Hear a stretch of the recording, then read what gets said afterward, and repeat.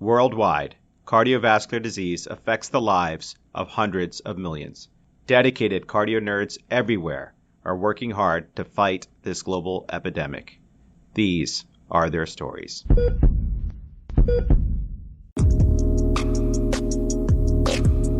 CardioNerds, welcome to this episode of the Cardiovascular Prevention Series, where we discuss all things lipids with Drs. Nishant Shah and Marie Navar from Duke University.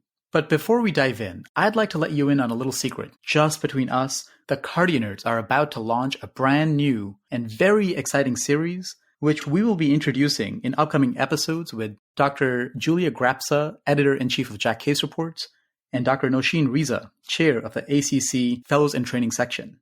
We are really excited to be diving into this brand new series in collaboration with the American College of Cardiology and countless fellowship programs. And as we begin to release these episodes from this new and top secret series, we will be pacing out the episodes from the cardiovascular prevention series because just like any top shelf wine, these episodes are best enjoyed one precious sip or episode at a time. But remember, keep that between us for now. Without further ado, let's take a journey through the mysterious and greasy world of lipids. Remember, we are an independent educational platform brought to you by CardioNerds who just love cardiovascular education. This podcast is not meant to be used for medical advice. The views expressed here do not necessarily reflect the opinions or policies of our employers. The goal is simply to enjoy learning about lipids directly from two spectacular CardioNerd experts.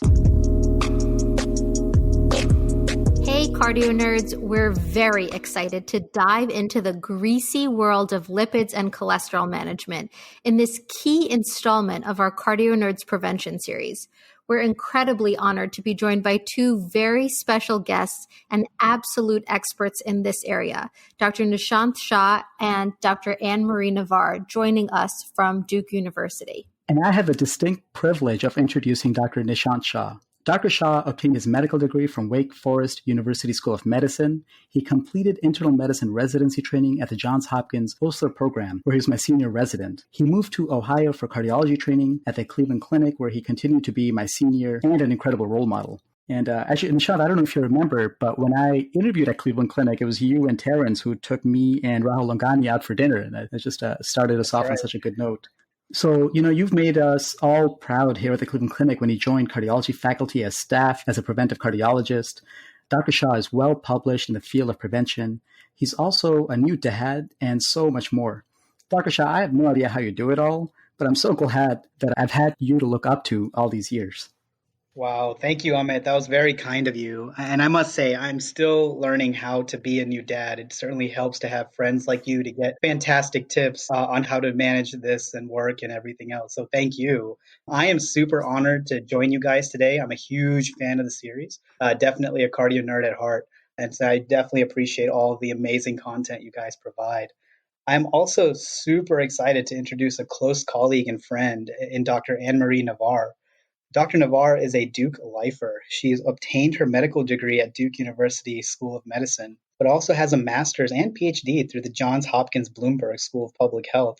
She went on to complete her residency training at Duke University Medical Center, followed by her cardiovascular disease fellowship at Duke as well. She is truly a force to be reckoned with in the space of CV prevention and lipidology with numerous high-impact publications in the field.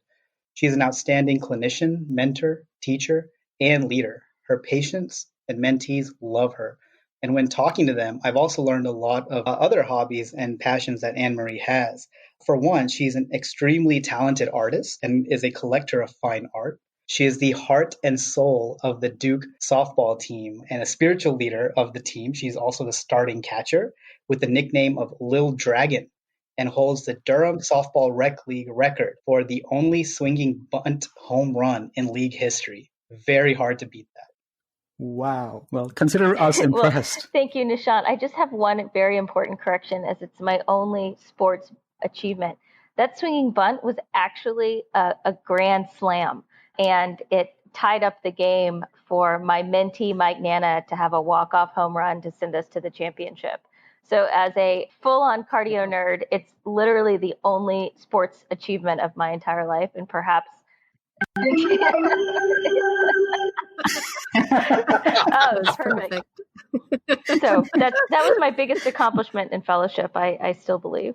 Well, Dr. Shah and Dafar, thank you again so much for joining us today. We are all so excited to learn all about lipid basics and management. So let's dive in.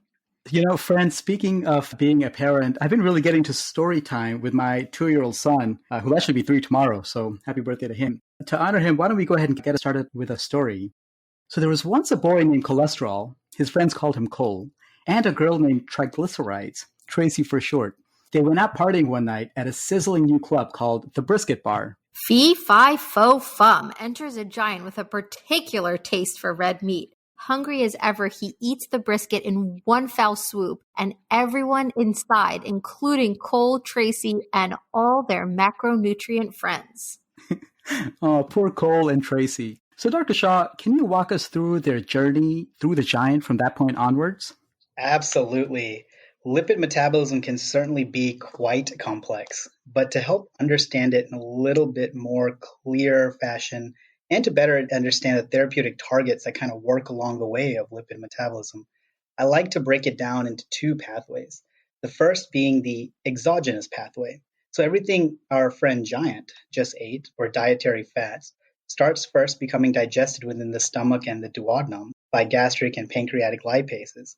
These fats are broken down into fatty acids, phospholipids, triglycerides, free cholesterol, cholesterol esters, etc. And these particles can then be taken directly into the liver via the hepatocytes and continue on through the digestive tract by biliary micelle formation and subsequently into the circulation via the lymphatics in the form of chylomicrons, which are composed of cholesterol, triglycerides, and other apolipoproteins like apolipoprotein B.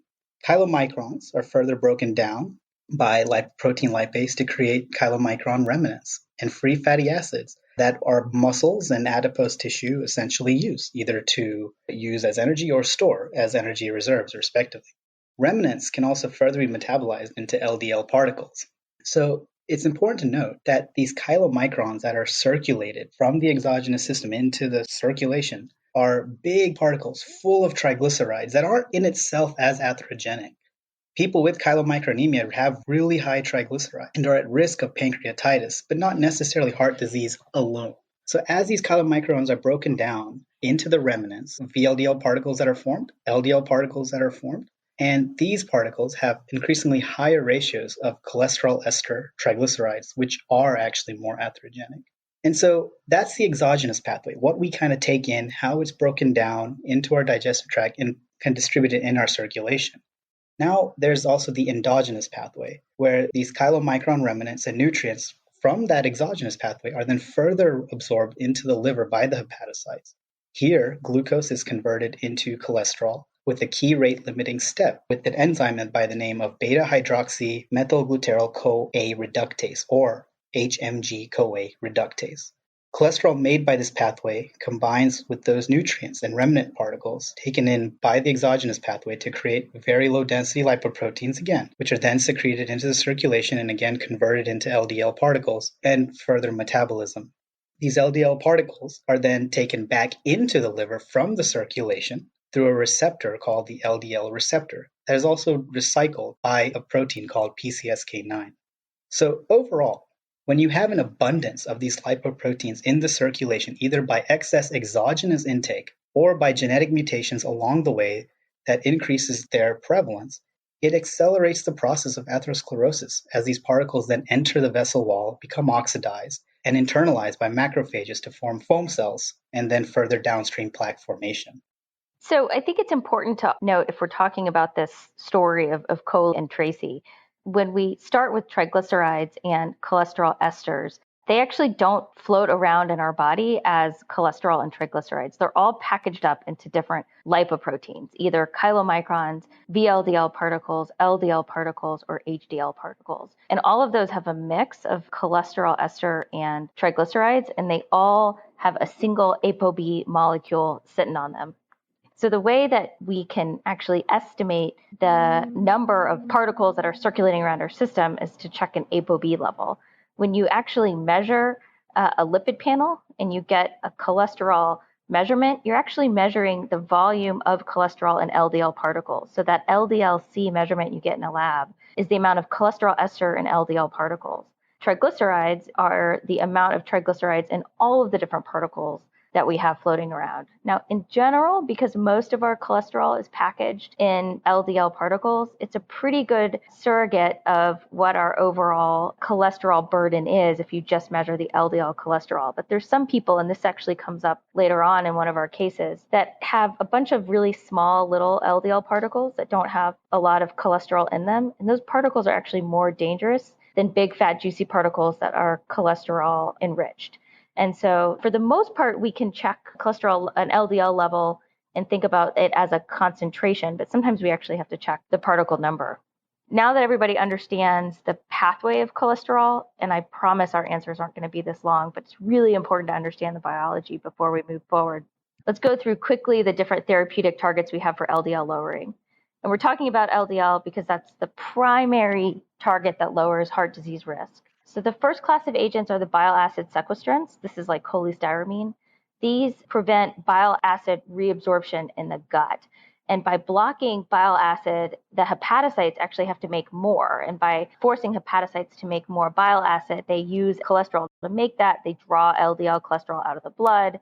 And so you lower serum LDL cholesterol by blocking bile acids.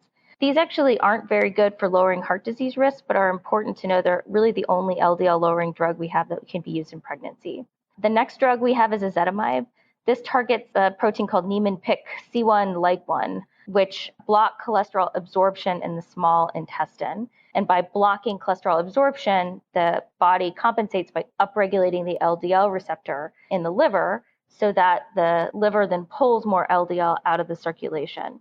The next class are the HMG-CoA reductase inhibitors. This is what statins do. By blocking HMG-CoA reductase, you're actually blocking the synthesis of LDL in hepatocytes themselves. And then one level upstream from HMG-CoA reductase is bempedoic acid. It works in the same pathway of HMG-CoA reductase, but it actually works in addition to statins as well. So it can be used to lower LDL even beyond statin therapy, although it's somewhat less potent. A high-intensity statin will lower your LDL cholesterol by about 50%. Bempedoic acid is about 15 to 20%. One important thing about bempedoic acid that's a little bit different from the statins is it's actually a prodrug and it's not activated in the muscle cells. And so it's only active in hepatocytes. And so there's a hypothesis that it may cause less muscle side effects than statins, but the truth is it's pretty hard to tell because a lot of statin muscle aches are probably what we call a nocebo effect. So not real, but people afraid of having muscle aches actually feel them. And then the last target we have is a PCSK9. PCSK9 is what binds to the LDL receptor and pulls it off of the hepatocyte membrane and recycles it so that LDL receptor can no longer sit and pull LDL cholesterol out of the blood. So if you inhibit PCSK9, the LDL receptors live longer, so they can spend more time clearing LDL out of the circulation. We have two available PCSK9 monoclonal antibodies, which bind to PCSK9 and keep it from pulling the LDL receptor off of the cell surface. So these sort of mop up the PCSK9 all throughout the body. There's another therapy that's currently in trials called inclisiran. It also works on PCSK9, but unlike the monoclonals, which mop it up out of the circulation, inclisiran just shuts down the factory altogether. So it's what's called a small interfering RNA. And if you remember back to the very basic biology, if you're synthesizing a protein, it goes from DNA to messenger RNA, and then this actually binds to the messenger RNA in the cytoplasm before it can be used to synthesize the PCSK9 protein itself. So it's inhibiting the synthesis of PCSK9 to begin with. And those are the therapies we have that lower LDL cholesterol. Wow, Dr. Shah, Dr. Navar, that was so incredibly clear and coherent. And the story really is a testament to the pace of innovation in drug development in this arena. Now that we've greased the gears on lipid metabolism, let's put the pedal to the metal and get to some cases from the CardioNerds Lipid Clinic. So our first patient is Louis Lowe, who is a 35-year-old man with a history of GERD and obesity, who presents for a routine work physical. He actually is a giant who ate the brisket steak earlier in our story. He loves fast food and red meat. He's a never smoker and has no family history of premature ASCVD. His estimated 10-year ASCVD risk is 3.5%. His lifetime risk would be 46%, with a blood pressure of 130/70, total cholesterol of 220, HDL 30, LDL 140. So, Dr. Shah, what is your approach to cardiovascular prevention for patients like Mr. Lowe, and how do you counsel patients regarding lifestyle? Yeah, wow, great case. We see this often actually in our prevention clinics and lipid clinics. We have here a young person who is at otherwise an overall low ASCVD risk, but has some bad habits, that aren't necessarily heart healthy and has risk factors too, such as hyperlipidemia and obesity. Furthermore, we don't know how active he is, and we have good literature actually showing that sedentary behavior also increases cardiovascular risk. So I think an important point here is to remember one key component of the guidelines, and that's shared decision making, because there are certain situations where you would consider treating his cholesterol, which we can get to in a little bit. However, from a purely guideline-based perspective, this patient falls into an age group where without a significant family history of ASCVD or an extremely elevated LDL, we certainly would encourage strict lifestyle modifications to help lower his LDL. And again, lifestyle modifications is the foundational treatment, whether you treat a patient's cholesterol or not. And this starts with diet. One way to do this is by consuming either healthy plant-based diet or a Mediterranean-like diet that is very rich in vegetables, fruits, nuts, whole grains, lean animal protein, preferably fish, vegetable fiber. And actually, it's been given a class 1 indication in our current prevention guidelines. This patient's also obese, and so it'll be important to make sure that his caloric intake is lower than what he's actually burning, sort of the key formula to weight loss, burning more than what you're taking in. And, when we look at the literature we have, we always kind of come across this question, well, how much weight do I need to lose? The more the better, especially if you have a lot to lose. But just looking into the literature, just to give you a sense on how impactful weight loss can be, clinically meaningful weight loss, usually about 5% or greater, has been associated with an improvements not only in overall obesity, but blood pressure, LDL, triglycerides, and glucose levels, and also with that delays development of downstream type 2 diabetes. And so to help here, exercise is going to be crucial. The current guidelines recommend at least 150 minutes of moderate exercise in a week or 75 minutes of vigorous exercise. But to lose weight, you need to really bump that up to about 200 to 300 minutes a week of exercise. And of course, not everyone can do that. And so it's important to have that patient-doctor relationship and sort of customize a plan to eventually get them to that position. And like I mentioned earlier, though, there are certain situations where treating the above patient's cholesterol would be very reasonable. And Anne-Marie for sure has done a lot of work in this area, because remember, there's a lifetime risk here to consider. It's not just necessarily LDL elevation, but it's also about the duration that this patient has had such an elevation. Yeah, I couldn't have said it better, Nishant. It's interesting that we have a totally different approach to treating elevated cholesterol in young people as we do blood pressure. If this person's systolic blood pressure was 145, we would treat him.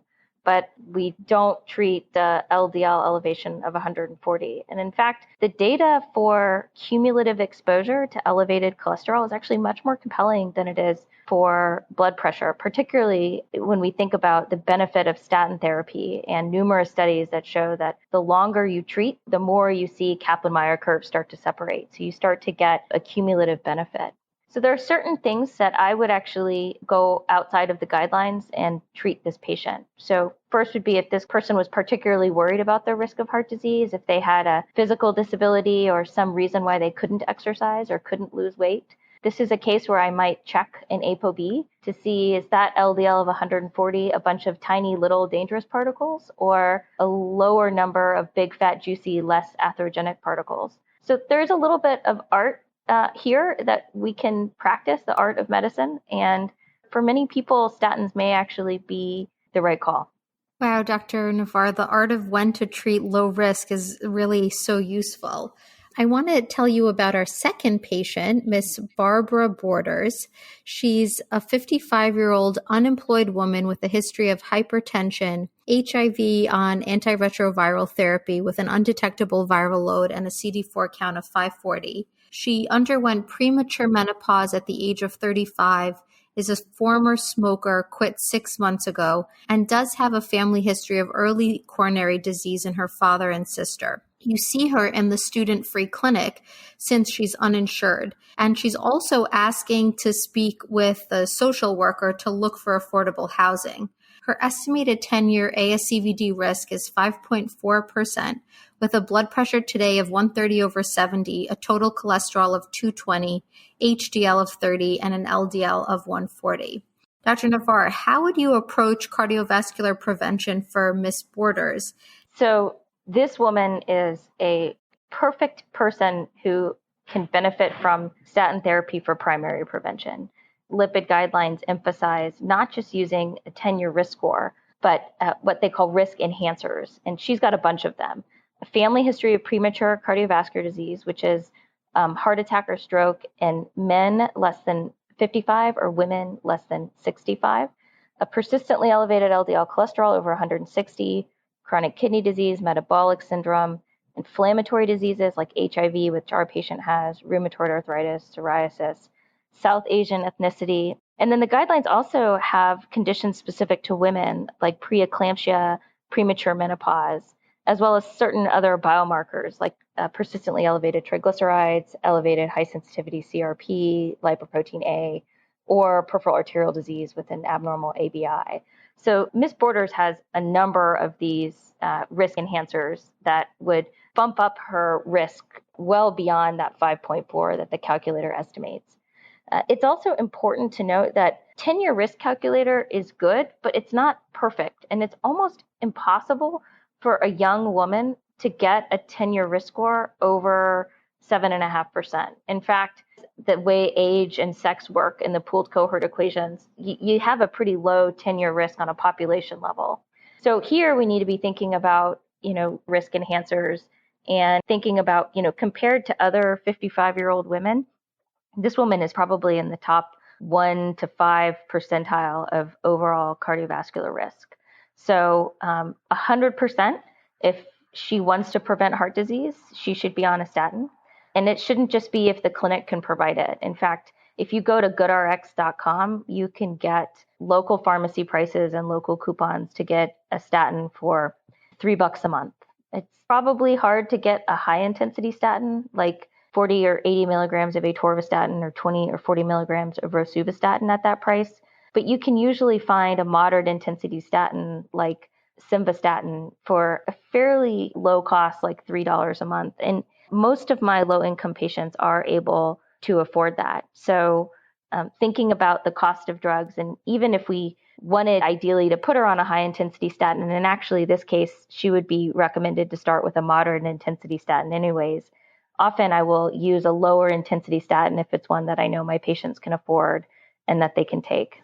Thank you so much for reviewing that. I can only imagine that many patients who are quote unquote low risk or borderline risk, but have important risk factors are undertreated because, their actual risk or lifetime risk isn't perfectly captured by the pooled cohort equations alone. So I really appreciate that.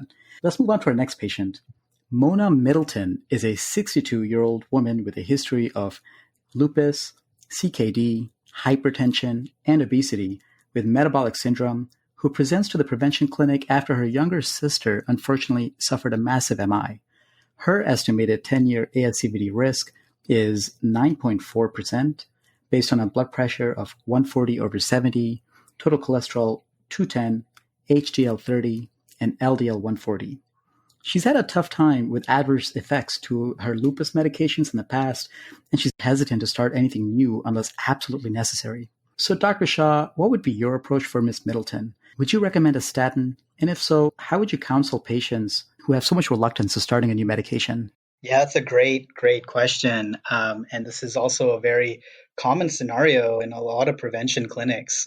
You have patients like her who have legitimate concerns based on past experiences of side effects. And, now with so many people that are not only on statins, but so much that's out there on Google, in the media, it's hard to not hear about things that could be very concerning. And I think here it's very important to gauge the patient's level of reluctance and see how willing they would be to take a medication, and also really accurately describing their risk, because she does, just like our last case, have some risk answers here. This includes chronic kidney disease, a history of inflammatory disease, premature family history of ASCVD. And so I would favor statin therapy in this case, because I think that her risk is actually reclassified to a bit higher than the intermediate risk that the pooled cohort equation establishes for her. However, it's very important to have that discussion and see, will this discussion of explaining these other risk enhancers be enough for her to want to start statin therapy? In certain situations, though, patients are still reluctant. And in cases like this, we have really nice diagnostic tools such as coronary artery calcium scoring that can really help provide a personalized risk assessment for a patient, especially someone who is either reluctant to starting a statin because they want more information, or we just don't know would the statin really be beneficial. And there's a lot of literature out there in the world of coronary calcium. We know that coronary calcium score is independently associated with cardiovascular events beyond traditional risk factors. Coronary calcium scoring, depending on how elevated it is, can guide us in determining if we want to actually start an aspirin or statin therapy in the primary prevention world. And interestingly, there's also a separate 10-year calculator, a risk calculator for patients that have had a coronary artery calcium score from the multi-ethnic study of atherosclerosis that actually helps reclassify a 10-year risk based on a coronary calcium score that they've gotten. And to find this calculator, for our listeners, just Google MESA, MESA, CAC risk calculator, and it should show up. It's very helpful in clinic and also pretty impactful when you show a patient with their coronary calcium number what it does to their risk. And so I personally have also had some anecdotal experience here where when I pull up the patient's CT scan in clinic and I show them areas of elevated calcium, it really does motivate them to really take a statin therapy and also get on top of those other risk factors that they may have. And so I think there's a lot of power in seeing your own personalized imaging here in helping guide a decision to start a statin. And coronary calcium score also, on the other end, has the ability to help lower risk potentially, especially if there's a coronary calcium score of 0. However, it's important to understand, and maybe not necessarily in this particular situation, but a coronary calcium score of 0 in a younger patient does not necessarily mean that they won't develop a higher coronary calcium score later. But the point here is that it's a very useful test. I'll just chime in here because it can be really challenging to talk to patients who are reluctant to take a statin, who've heard bad things about them. And I have a couple of things that I will do in clinic. One thing I do with CAC scoring is talk to patients up front about it and say, look, I think you're at high risk of coronary disease, but we can actually get a lot more concrete information about whether or not you have junk in your coronary arteries yet or not. And if it's been there long enough to petrify, then we can see it on a CAC score. So if you have that, we move out of a preventing some hypothetical thing to treating the stuff that's there. And on the other hand, if you don't have any CAC, it means that you might be off the hook for 5 years. So patients often are excited to get a CAC score because they're hoping that, maybe the answer is going to be 0 and they might not need to take statin. Unfortunately, it's not usually covered by insurance, and so it's only available for people who have $100 or $150 out of pocket. I have another thing that I'll do for people who are a little bit worried about statins. I'll say, we can go up to 80 milligrams of atorvastatin, but if you're concerned about the possible side effects, let's start on half of the lowest dose we can get and put you on 5 milligrams, and then, which is a tiny fraction of the maximum dose.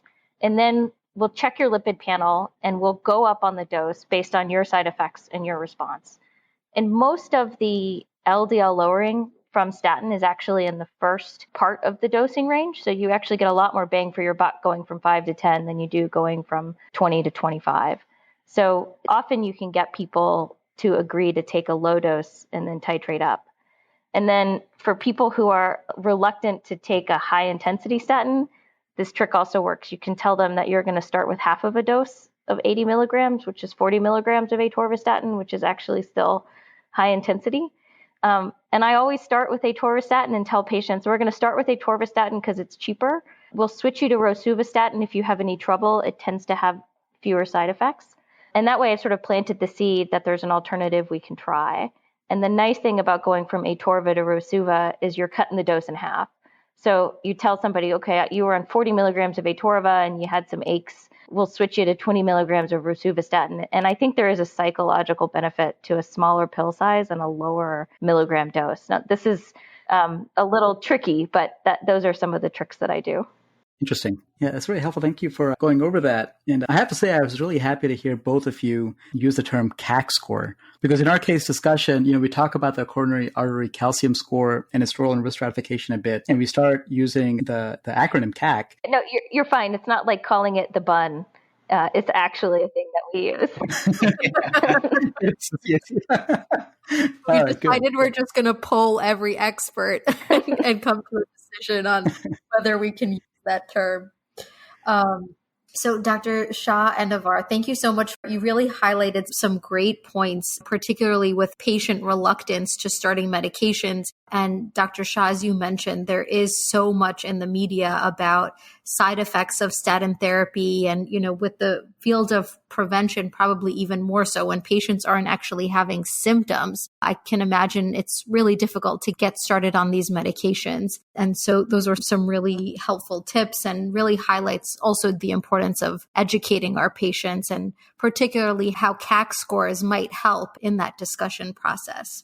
So I want to jump into our next case, Mr. Henry Highland. He's a 76-year-old gentleman with a history of hypertension, hyperlipidemia, and an active tobacco smoker. His estimated 10-year ASCVD risk is 44.4%, with a blood pressure of 135/75, a total cholesterol of 210, an HDL of 30, LDL of 140. His PCP had prescribed atorvastatin, but Mr. Highland stopped it due to myalgias. So, Dr. Navar, we touched about this a little bit already, but what would you recommend for Mr. Highland? Should he be on a statin? And if so, what steps would you take to manage his statin intolerance? The first thing I'll point out is there's a big difference between myalgias and myopathy. So myalgias are subjective muscle aches without an elevation in CK. Myopathy is an elevation in CK accompanied with muscle pain. And the rate of myopathy with statins is less than 1 in 1,000. The rate of rhabdomyolysis, so severe elevations in CK, is less than 1 in 10,000. So the best way to prevent statin intolerance is to talk to patients about it in advance. We know from a lot of studies that a lot of people's statin intolerance is more of a nocebo effect, where the fear of the side effect drives them to experience it. Now, it feels really real to the patient. But what I tell people before I start them on a statin is to say, look, I'm sure that you've heard things about statins and heard that they cause all sorts of horrible things, including muscle aches. And it is true that in clinical trials, 30% of people who are asked on a statin have muscle aches. But if you ask the people who are taking the placebo, 30% of people have muscle aches as well. So really, there's no difference in clinical trials in myalgias. There's a 1 in 10,000 risk of myopathy. But then you have to be careful and say, that being said, you're not a population of people, you're a single person, and everybody has the ability to have whatever side effects they're going to have. And so if you're one of those unlucky people that truly does have myalgias with your statin, the good news is there are things that we can do. So we're going to start with the guideline recommended dose of atorvastatin. But if that doesn't work, a lot of people who can't take this can take a much lower dose of another one. The guidelines actually recommend for this patient that you stop the atorvastatin, see if the myalgias get better, and then re-challenge with the same statin to sort of prove to the patient that it works. This is one area that I don't tend to go along with the guidelines because I think that patients are kind of primed to re-fail the same statin. So I usually will switch to another statin. And in this case, I would go from atorvastatin to rosuvastatin. Probably also can try pravastatin or pitavastatin, which have less myopathy than some of the other statins in clinical trials. So what I would do with this patient is probably offer to start on a low dose of rosuvastatin. And there's actually some case series data that are well published out of the Cleveland Clinic that you can even do every other day dosing because the half-life of rosuvastatin is so long. So figure out the lowest dose that they're willing to take. Start with once a week, go to every other day, and then slowly creep up the dose. And always repeat the lipid panel. I think it's super validating to patients to see their LDL cholesterol going down once they're back on. And then the other thing that have a little bit less data is there's some evidence that maybe vitamin D deficiency increases myalgia. So you want to check that and treat that. And then it's probably just a placebo, but I've had some luck with patients taking CoQ10 and improving their myalgias and being able to take a statin. One of those patients is actually my father. So it's worked, though I'm not sure if it's in clinical trials, it hasn't panned out to be a cure-all, but it does seem to help some patients be able to tolerate. Yeah, absolutely. I totally agree. Just like Anne-Marie said, I tend to use it in my practice in the high-risk primary prevention. I tend to go with rosuvastatin exactly for that reason.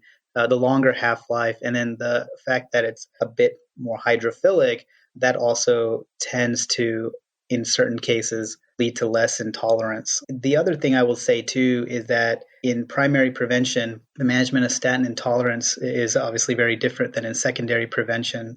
But I've also found some luck at times with every other day dosing in some patients that I cannot do the things that Anne-Marie has already mentioned, where I've re-challenged with the same statin or switched to another high-intensity statin on a daily basis. And I've had some luck there as well. And I too have had some luck with CoQ10 and maybe a placebo effect as well, because we don't have really good concrete data. And of course, in the secondary prevention realm, there's an indication for PCSK9 inhibitors for statin intolerance as well. The key is just making sure you document very well to help streamline and get it approved. Incredible. I think Dan just joined the call. Hey, Dan, do you want to say hi? Oh my gosh, guys, I've been thinking lipids all day long, and I was kind of like hoping the cases would work out. So I'm really glad. Sorry I'm late, but I'm super glad that I get to be here and say hello. Great, Dan. Well, good to hear you. Yeah, thanks, guys. Nice to meet you, Dan. Fortunately, Nishant and I have really long answers, so this is like going on forever. So we decided to drag it out to wait for you. It's perfect. It's perfect. Great. Thank you so much for going over your steps for addressing statin intolerance. I think this is a really common problem that we see all the time. And Dr. Navar, I love what you said. And I'll quote, "You're not a population of people, you're a single person." And I think that can be so validating for a patient and help you build an alliance and really address what's in front of you. So I think I'm going to use that from now on. Our next patient is Deborah Debicus, who's a 59-year-old woman with type 2 diabetes mellitus. Her A1C is 7.2 with diet and metformin. She also has a history of hypertension, morbid obesity, and active tobacco smoking. Her fasting lipid panel showed a total cholesterol of 210, HDL 39, triglycerides 300, and LDL 111 while on rosuvastatin 10 milligrams daily. So Dr. Shah, what's your approach to risk stratification in patients with diabetes? Should she be on a statin? And if so, what dose intensity is appropriate for her? And where do you stand on the use of long-chain polyunsaturated fatty acids after the REDUCE-IT and the STRENGTH trials? Yeah, great case. So diabetes alone has significant cardiovascular consequences. And we've seen across many cohorts where patients with diabetes do worse than those without. Therefore, in my mind, it is important to not only place these patients on statins, but also make sure that other risk factors are very well controlled, such as hypertension, stopping smoking if they're smoking, dealing with obesity, and other risk factors that kind of come along. My personal approach has really been in line with the guidelines in that I place patients with diabetes on at least a moderate intensity statin, if not a high intensity statin. I like to drive their LDL as low as I can within the context of primary or secondary prevention, as both of those have various different thresholds. Of course, now with more imaging modalities and technology, we're starting to really identify a lot of high-risk primary prevention that a lot of us in the world of prevention sort of treat as secondary prevention in terms of how aggressive we are with their LDL. And I also emphasize very good and strict lifestyle modifications to ensure that they essentially keep their risk optimized moving forward. A good diabetes regimen here is also essential. We have learned in recent years in terms of cardiovascular outcomes the impact of SGLT2 inhibitors and GLP-1 receptor agonists which CardioNerds has done an amazing job in educating us on. And I think an important point here, as you mentioned, a primary prevention patient, is that if you look at the Claritimi 58 trial, you look at the Canvas trial, there's actually a good proportion of patients who are actually high risk primary prevention in those trials. So, I certainly see a role for these agents in diabetes management, more for cardiovascular outcomes as more data is going to come along. I think it's a very fantastic field and just good for cardiology in general. But in terms of lipid management, I think statin therapy here is crucial. Now, to move along into the REDUCE-IT trial, the STRENGTH trial, long-chain polyunsaturated fatty acids, as we all know, many patients with diabetes do have difficulty with triglycerides. And elevated triglycerides in general, the first-line medical treatment for triglycerides up to 500 are statins. But at the same time, you also want to make sure you've controlled the other secondary reversible causes of elevated triglycerides, like uncontrolled diabetes, other dietary issues, medications that patients could be on. And despite these things, if your triglycerides still remain above 500 or very elevated, then you start worrying about things like risk of pancreatitis, which historically agents like fibrates have been used with little cardiovascular outcome benefit, but really just to help drive the triglycerides down to avoid other complications.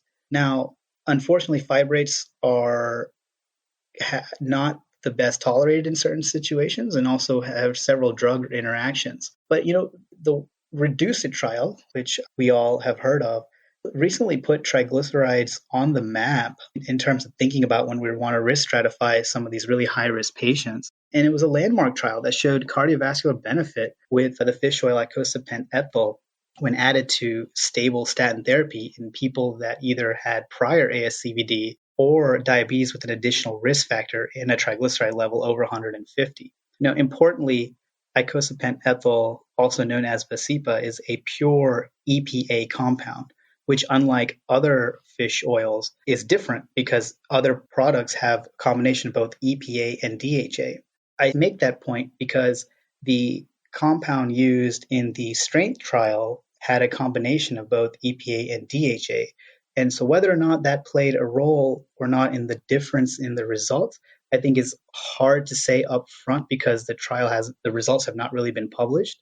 But I do think that EPA is playing an important role here, either through antithrombotic mechanisms, anti-inflammatory mechanisms, and even in the REDUCE-IT trial alone, we saw that independent of triglyceride lowering, there was still a cardiovascular benefit in patients on icosapent ethyl. So that being said, I personally do use icosapent ethyl, given the amazing results of the REDUCE-IT trial in these secondary prevention or high-risk diabetics, triglycerides over 150. And the ADA guidelines have also incorporated the use of this medication. And I imagine the AHA and ACC guidelines will also be updated to incorporate it. I'll just pipe in a couple of additional thoughts on triglycerides. So just to keep it simple, we treat triglycerides for triglyceride's sake when they're over 500 to prevent pancreatitis.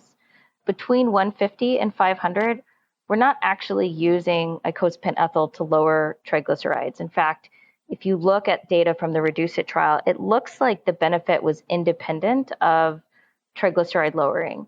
The difference is that REDUCE-IT used a triglyceride cutoff of 150 in people with diabetes or established cardiovascular disease as their inclusion criteria. So we can think of triglycerides of 150 or above as a trigger to consider icosapent ethyl, but you're not actually treating the triglycerides themselves. And then the next point that's really critical is that this is only the case for the prescription formulation of icosapent ethyl. Supplement fish oils, which you buy in the nutrition aisle of grocery stores, are not regulated by the FDA like prescription formulations are. They have a lot of impurities. They can be oxidized, and they don't have nearly the same concentration of the active ingredient, EPA, that the prescription formulation does. And then perhaps most importantly, there's been 2 large recent randomized trials of supplement dose fish oils, the VITAL trial, which looked at a primary prevention population, and the ASCEND trial, which looked in people with type 2 diabetes, showing no benefit. So I often will have patients stop their supplement fish oils, which incidentally can also raise their LDL cholesterol and do not lower their heart disease risk. And if their trigs are over 150 and they have heart disease or diabetes, I'll talk to them about icosapent. Thank you so much, Dr. Navar. This is that was super helpful. So, can I just clarify? You said we're basically treating the triglycerides for triglycerides' sake, or not for triglycerides' sake? Yeah, over 500, you treat for the triglycerides' sake. So over 500, you lower triglycerides because when they're that high, if your fasting trigs are over 500, then after you eat, you're up in the thousands, and that's when your risk of pancreatitis goes up. So you treat triglycerides for triglycerides' sake over 500. And then between 150 and 500, you use triglycerides as a marker of benefit of icosapent ethyl, but not to actually lower the triglycerides. You use it as a trigger to see who should benefit from treatment or not. Wow, thank you so much. That is such a clarified point, and it's something that I never really thought about that way. And by the way, for everyone, this is Dan. I'm popping in the middle of the script. Amit and Carine were so nice enough to let me join, so I am really grateful for them and not shutting me out, even though I'm late to the recording. But I also just wanted to take this opportunity. To be fair, you were in the cath lab, so That's fair. That's fair. I was in the cath lab, doing the right thing, doing my job, but nonetheless, I'm so appreciative, and I'm particularly excited because I have to say that Nishant Shah has been somebody that has been such a mentor to me for so many years. I literally walked into intern year, had no idea how to even find the bathroom. I was totally lost, and they had appointed Nishant to, I think they basically made him my personal appointee because they knew I'd probably be at a loss. So he was there one-on-one, elbows with me, teaching me how to put in orders. It was just a life-saving situation and really made me feel so comfortable on my first day. And then, fast forward to first year cardiology, I go to ACC conference. It's my first conference. I'm super excited. I look around and all my co-fellows know everybody else there. I don't know anybody. I feel like such a loser and a loner. And then all of a sudden I see Nishant in his very, very beautiful suit. And he was visiting from Cleveland Clinic. I was at Hopkins. I ran over to him and I was like, he's my friend. I know people here too. And that basically also made me feel very comfortable. So with that tangent. Oh my gosh, Dan, wait, I have to shout out to anybody that's listening that went to a conference or that will go to a conference and feel totally alone, like you don't know anybody and this is miserable and everybody else knows everybody. I had that exact same experience when I was a resident. And I thought everybody knows everybody and this is horrible. And the truth is, you will meet everybody and then you'll be tired of meeting everybody and you'll wish that you could go someplace where you didn't know somebody so you didn't have to wear normal clothes. So just a note of hope to anybody that's listening that feels lonely at a conference. I just stick with it. I promise there's lots of friends that you're going to make. And this is a really fun group to be. Oh my gosh, I totally agree. Awesome. I'm still on the up climb where we can only hope that everyone can find their Nishant one day. Yeah, man. That's exactly right. Dan, I will always hang out with you no matter what. You can always count on me, buddy. I miss you. Yeah, it's been great. Anyways, on that detour. And by the way, everybody, we're in the COVID era and we talk as if we are going to get out of that because we are super hopeful that eventually happens and we will all convene at a conference and definitely come say hello to the CardioNerds. Okay, but back to lipids because this is a very important topic. We're going to discuss another case. Dilipida is a 35-year-old man with a very strong family history of premature ASCVD. His PCP sent him to our clinic after a lipid panel showed an LDL of 220 milligrams per deciliter. He's otherwise healthy and plays cricket regularly without limitation. He's actually confused. He's like, why am I even seeing a cardiologist? I don't have heart problems. Okay. Dr. Shah, what would you do for this young man? Yeah, this patient has all the flags that pop up in my mind to signal a familial hypercholesterolemia. And he is otherwise young with an extremely elevated LDL and a strong family history. In clinic, I would inquire actually about a first-degree family history here, to see has he had any first-degree relatives with premature cardiovascular disease. I would examine him and I'd look for xanthomas, which are large nodular cholesterol-rich deposits under the skin. Oftentimes we see these on the tendons or extensor surfaces. I'd look for xanthosemias, which are just smaller, but sharply demarcated cholesterol deposits around the eyelids, and for a corneal arcus. Rare, but some patients have extreme LDL levels that we do sometimes see them.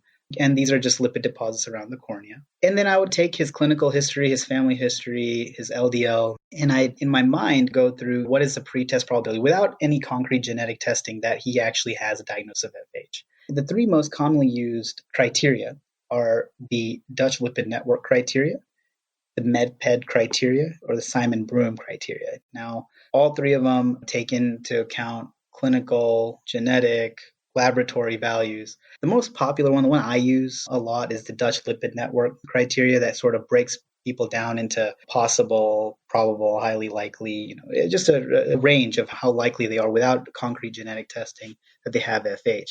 The one thing I like about it is that you don't necessarily need a genetic test to really, in your mind, diagnose somebody with FH. And, genetic testing may not always be positive, as there are several mutations we just do not know about yet in patients with FH. The mutations that we do know about are those that are on the LDL receptor, the ApoB molecule, and the PCSK9 molecule. And these presentations can vary from heterozygous to homozygous, which homozygous FH patients are extremely, extremely at high risk and sick and often present very early on with severe ASCVD.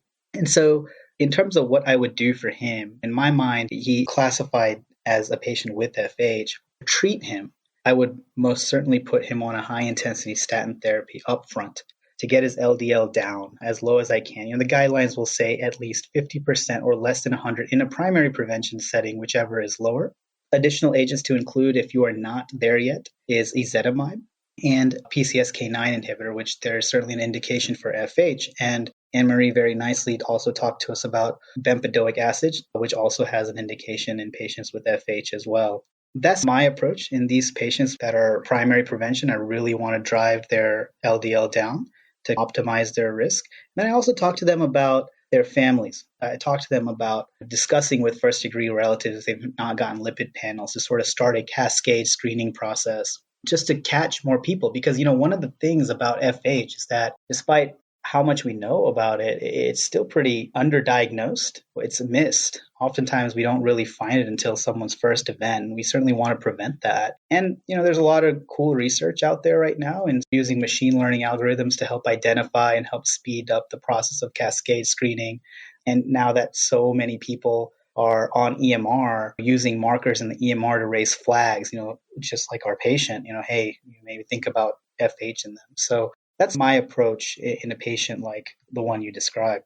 To note, one thing that Nishant did not say is he did not calculate this patient's 10-year risk score. And that is the right thing to do, because the 10-year risk score is not made for people with familial hypercholesterolemia. And the guidelines say anybody with an LDL cholesterol over 190 who's an adult needs to be on a high-intensity statin. So this includes people in their 20s and 30s. So this is a do not pass go, do not check a 10-year risk, do not do a CAC score. These patients have toxic levels of LDL cholesterol floating around, causing disease, and need to be on treatment. Thank you for pointing that out, Dr. Navar. And that's a really, really important pearl, and just highlights even more so the importance of taking a proper family history in all of our patients, because without that, you really wouldn't know how to stratify them appropriately and guide management. So let me tell you about our last patient, Miss Ather Oma. She's a 52-year-old woman with a history of hyperlipidemia, aortic stenosis of a tricuspid aortic valve, status post SAVR 4 years ago, and a recent NSTEMI status post PCI to the LAD 3 months ago. She has a strong family history of early heart attack and stroke. Her LDL is 140 despite atorvastatin 80 milligrams. And due to her early coronary artery disease and aortic stenosis, her PCP checked an Lp(a) level, which came back as 95. So Dr. Navar, I have a few questions for you. One, how do we keep Miss Oma healthy down the road? Two, what is her LDL goal and how do we get there? And lastly, what are your thoughts about her Lp(a) level? So this is a great case because there's a couple of teaching points. The first is that atheroma would have not had a 10-year risk that put her in an intermediate risk zone, and yet she spent probably 2 decades, if not longer, of her life with an elevated LDL and an elevated Lp(a) and a high family history. So this is the reason why we look at these risk enhancers in people who don't otherwise meet criteria and think about statins early to prevent disease. So just a plug for prevention. The second pearl in this one is actually around her LDL level. So somebody who's on atorva 80 with an LDL of 140, 9 out of 10 of those patients are not taking atorvastatin 80 milligrams. So if you look back to her historical lipid levels, you might see that she was 70 at one point and now she's back up to 140. But if this is your only measurement, the first thing to do is to talk to her about adherence. And if she says, I've been taking it every single day, not missed any doses, then you think, well, if she's 140 on 80 of atorva, then she probably was over 200 before she got started. And then you're actually back to the last case and you're thinking that this is probably somebody that has FH or may have FH. And you would talk to her about having her first degree relatives make sure they get their cholesterol checked. So those are lipid related points on this one. Now about the Lp(a), her Lp(a) is extremely high. Although niacin can lower Lp(a) levels, it does not lower heart disease risk. So while some people will treat with niacin, most will not. Lp(a), just side note, is another lipoprotein. It looks like an LDL particle. It's got cholesterol ester and triglycerides and even an ApoB molecule stuck on it. But it also has this other protein around it that makes it act a little bit differently than an LDL particle, but it's highly atherogenic. Unfortunately, statins don't lower Lp(a). PCSK9 inhibitors do a little bit, but really we're currently without treatment options that will lower Lp(a) and lower risk of heart disease through that pathway. There are therapies coming out, some like specific antisense therapies that are in the pipeline, and I think that this is going to change in a few years, so keep an eye out. But for now, what I tell people that have elevated Lp(a) is you've got high lipid-related risk. I can't treat this one piece of your dyslipidemia, so I need to treat the other side as aggressively as possible. So we need to get this person's LDL down as low as we possibly can. The guidelines, because of the cost of PCSK9, actually recommended that we start with ezetimibe, and then if LDLs remain over 70, then we would add on a PCSK9 inhibitor. The reality is that had PCSK9 been cost effective or lower priced, they would have actually gone probably from statin direct to PCSK9. Because ezetimibe only lowers you by about 15%, you're not going to get her LDL nearly as low as you want it on ezetimibe alone. And so this is one of the cases, if the insurance covered it, if her out-of-pocket cost wasn't too high and she was willing to take it, I would actually go straight to a PCSK9 inhibitor because I want to get her LDL cholesterol in the 50s or less range, and you're just not going to get there with ezetimibe alone. Yeah, absolutely. And additional point too that I'd like to add is that in patients that have elevated LPA, as Anne-Marie very nicely pointed, the LPA molecule in itself actually has a core of about 45 to 50% LDL. And so standard assays for LDL, they don't distinguish how much of that LDL is actually LDL bound to LPA versus free LDL alone. We have a few sort of poor man's equations, I guess, if you will. One that I kind of use sort of gestalt in my mind when I see patients with elevated LPA in my clinic is what their LDL is calculating at minus 0.3 times their LPA in milligrams per deciliter. So in this particular case, with the LPA of 95, it puts the free LDL calculated closer to like 112, 111. And so oftentimes in patients that have extremely high elevated LPA, you will also see the effect where you put these folks on statins and you put these people on these lipid-lowering agents and you cannot drive their actual calculated LDL number down. And so that's something to just keep in mind as well. I would say the other thing too that's interesting in this case to note, is that the patient has an elevated LPA, but also has a history of a SAVR. And you would ask, well, why is that? Well, it may be degenerative potentially. There are all the reasons to have aortic stenosis, but LPA has actually been shown in Mendelian randomization studies to actually be causal in AS development as well, particularly in younger patients. And so it's a very interesting point in this particular case. Yeah, and I think we probably would be remiss if we didn't, just for the listeners, do a quick review of the guidelines in secondary prevention. So we used to treat everybody the same in secondary prevention. If you had any ASCVD, you got a high intensity statin. now the decision in the guidelines about using a PCSK9 inhibitor or not, because of the price, is actually they recommend that we identify those who have ASCVD who are very high risk. And you can look up the guidelines, but people with polyvascular disease, recent events, other comorbidities like diabetes, hypertension, smoking. There are these additional high-risk conditions where if you're very high risk and your LDL cholesterol is over 70 on a statin and ezetimibe, you would add on a PCSK9 inhibitor. So they actually currently do not recommend PCSK9 inhibitors for every single secondary prevention patient over 70. But this is a patient with a recent event, a pretty high LDL cholesterol. And so assuming she has coverage, she was definitely going to benefit from treatment. Wow, thank you so much. Everything is just absolutely incredible and really blowing on my mind. We actually have an add-on patient for you guys. So I'm just going to run it by you. I hope you have a few minutes.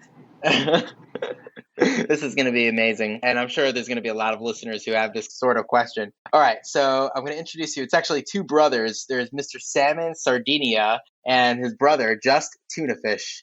And they are pretty obsessed with the dieting fads. They kind of try out different diets. They don't like the Mediterranean and the DASH. They're not convinced of the evidence, so they try out all the other cleansers and everything like that. Anyways, recently they got really into the keto diet. And they've been having a lot of success, and they've been winning all their competitions for their weight loss. So they're making bank.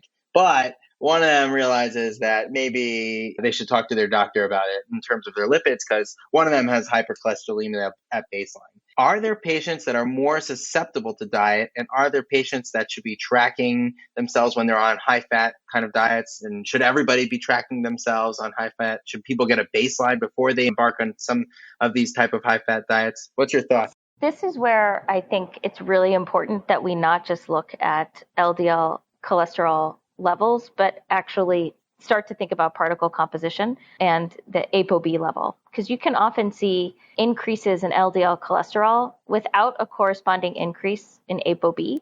So you're essentially packing more cholesterol ester into the same number of particles. And that probably doesn't increase your cardiovascular risk. It certainly doesn't compared to increasing the number of particles that you have. So if somebody's I actually, given the mixed data around which diet is best, I generally support my patients' choices around diets, particularly if they work. So if they find a diet that works with their lifestyle, that allows them to lose weight in a sustainable way, I'll work with them to monitor their cholesterol and tell them up front, if this totally makes things out of whack, we may need to put you on a statin or up titrate your therapy, but let's see how it goes. And so I do get a baseline, a lipid panel with an ApoB so that I can track that. And then I'll repeat a lipid panel with an ApoB at follow-up. Probably it depends on how aggressive they're doing with their diet. In general, you do 6 weeks follow-up after you start a new therapy. So if you think about a diet, you probably need to be on that for a while before it starts making big differences. So in my patients who are going on big diets, I'll see them in 2 to 3 months and repeat lipid panels. There's not a lot of guidance here. I'm curious, what do you do, Nishant? Yeah, my practice is identical. We have a very deep conversation about what to expect. I personally also like to support diets that my patients are very motivated to try to do. It's a very data-free zone. Anne-Marie, I think that this is a great area that we should definitely look into more in terms of outcomes, especially with different diets, such as the ketogenic diet, where you start seeing LDL levels that are higher than they've ever been in patients who are doing the diet correctly. And so I think that there's a role here as well for particles. And I do also measure ApoB as well in these patients, and I follow them along just like you. That's super helpful. Actually, I totally curbsided you because I have salmon sardinia. And this is not a recommendation for anybody, but I've had a lot of success with the keto diet. Okay. You guys can bill me later independently if my insurance is willing to pay for both. Yeah. Now, you do need to be careful to talk to people about any supplements that they're taking and any over-the-counter stimulant things that may be weight loss. Those can be risky. And so I generally steer my patients clear of dietary supplements because there's just no data around their safety. We don't know how well what they do to interact with other things. But so I'm very supportive of whatever diet people want to do, and I'm generally not supportive of a bunch of untested vitamins and supplements. Dr. Shah and Navar, we want to end our episode with asking each of you what makes your heart flutter about cardiovascular prevention. Wow, there's so many things that come to mind. I find prevention such a fascinating area in cardiology. But, if I had to kind of just mention one that I'm just thinking about now is just the prevention community is just such a special community. It's just got so many great people across the nation that just want to do good and combat cardiovascular disease and are just such great educators and mentors. And I'm very lucky to have amazing colleagues like Anne-Marie and so many others at Duke. And it makes coming to work really awesome to just talk about fascinating cases, learning from each other, bouncing ideas off of each other, and collectively taking care of patients as a group. And so I think that definitely is a heart flutter moment, is just having so much fun in taking care and preventing cardiovascular disease.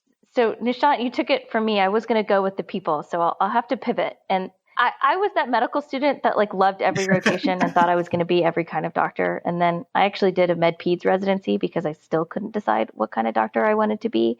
And I think what I like most about prevention is that it's the broadest field and encompasses everything in cardiology. So we have cool, innovative, cutting edge new therapies. You have the behavior change element and the risk communication and the kind of behavioral pieces, which are really cool.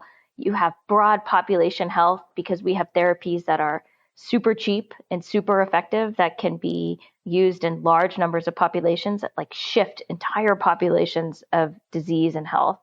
We have EHR research. There's all sorts of cool epidemiology where we get to do fun data science and work with awesome new analytic techniques and new machine learning regression algorithms, and then other innovation like health tech and home blood pressure monitoring and cool sensors.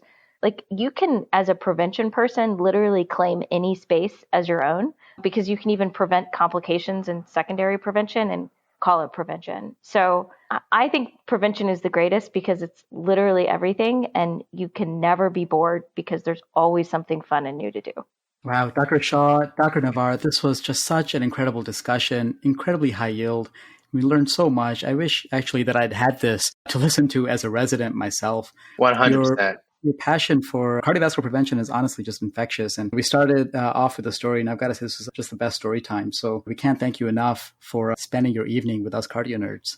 Well, thank you guys for having us. I'll just end with a shameless plug. I'm on the board for the American Society of Preventive Cardiology. It's free for residents and fellows to join. So if people want to learn more about prevention, you can join us online and join a community of other folks like me and Nishant who do prevention. That's sort of beyond the ACC and AHA. If you're really into prevention, you can join us in our group too.